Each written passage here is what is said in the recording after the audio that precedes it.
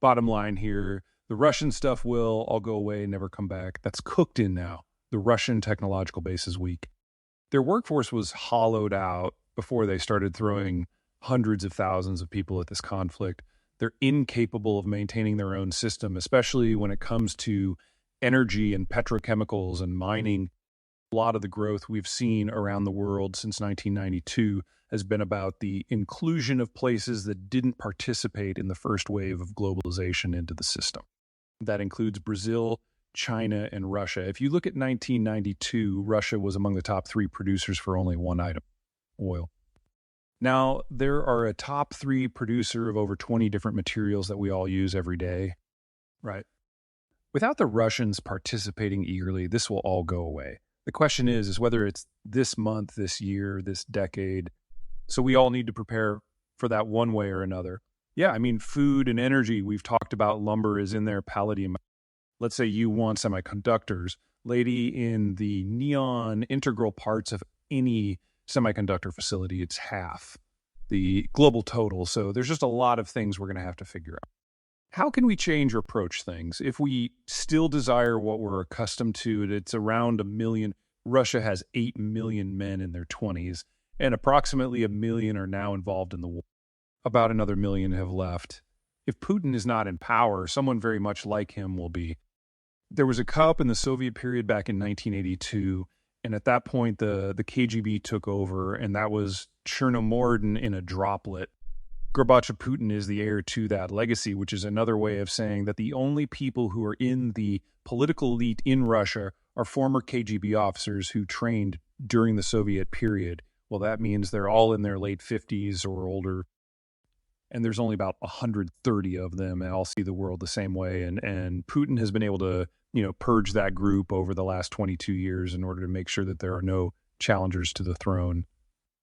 So as long as it's someone from that elite who's in charge, Putin's fine. And even if he wasn't, he died for health reasons. One of his replacements would feel the same way. The only way we should expect a political shift is in Russia is if the military defeat is so catastrophic that you get a revolution that is traditionally how you political change in the former Soviet world, and we're just not there. The in South. People who make decisions based on economic rationale in Russia have already left. There's 2 weak spots here.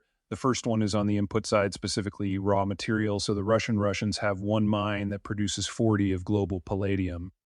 There's palladium in every semiconductor, and there is a 2-country supply chain system to produce neon, which is used to focus the apertures of the etching lasers. And regarding that, the initial phase took place in Russia, while the subsequent phase occurred in Ukraine, specifically in Mariupol. And that's the current situation. So that's conservatively half of global neon is gone. So we know, we're going to face a semiconductor crunch where we just can't produce the volume we've become used to until we replace those sources from somewhere else. If there was cheap palladium laying around, we would have done that already. And neon, that's a 2 to 3 year period to build out the physical infrastructure to make it happen. The Koreans have started, the Chinese have started, but it's a race against time. So that's problem 1.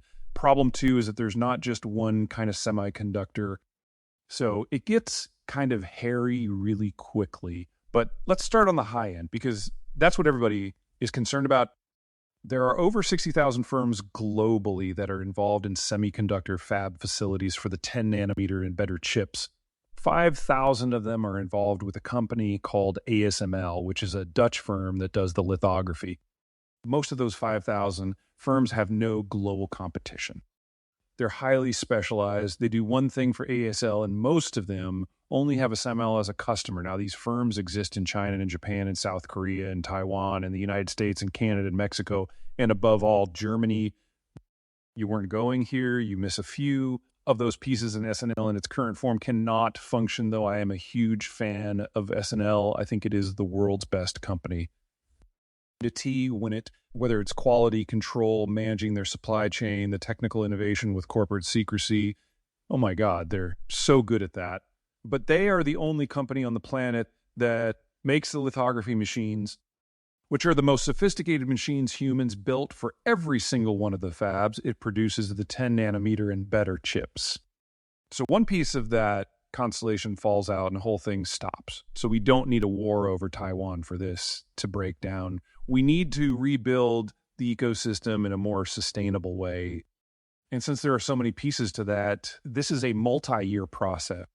So we should count on losing the leading edge chips on a global basis on the low end, 90 nanometer, and worse, the analog chips, the Internet of Things.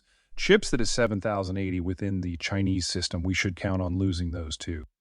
Now, everything in the middle, the 90 to the 10, like the workhorse chips, most of what we need to do, the things that we consider necessary, whether it's aerospace, computers that are not servers, that system is more redundant. That system has more players that have more backup, and there's more competition across the space. I actually think that general area will be fine. But if you want to do Internet of Things, if you want to do electric vehicles, if you want to do automated driving or AI, that we need to write off for a few years.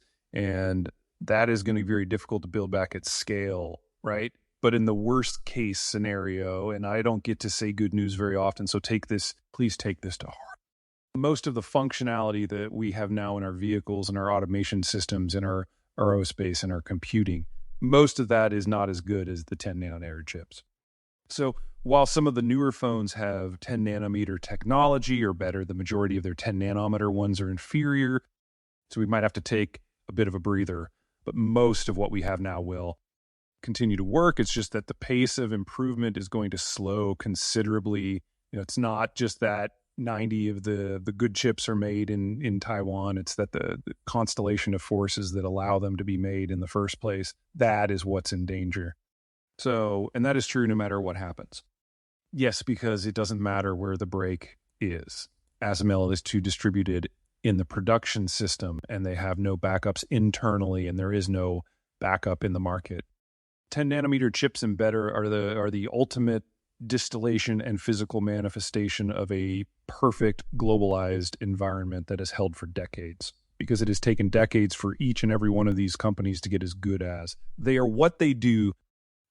I don't think the environment that gave us globalization for these last 15 years, 70 years, is redoubtable. We don't have the population structure on a global basis to make it work anyway. Everybody's kind of aged out, and you can't have global trade without global consumption. And now the demographics of Italy and Germany and Russia and China and Korea, they're all terminal. So the basis has never been there. We were always going to get here. We just now have political military issues that are kind of bringing our use by date. This was always going to be the decade that this all broke the Russians, and to a lesser degree, the Chinese are taking steps to make that happen faster.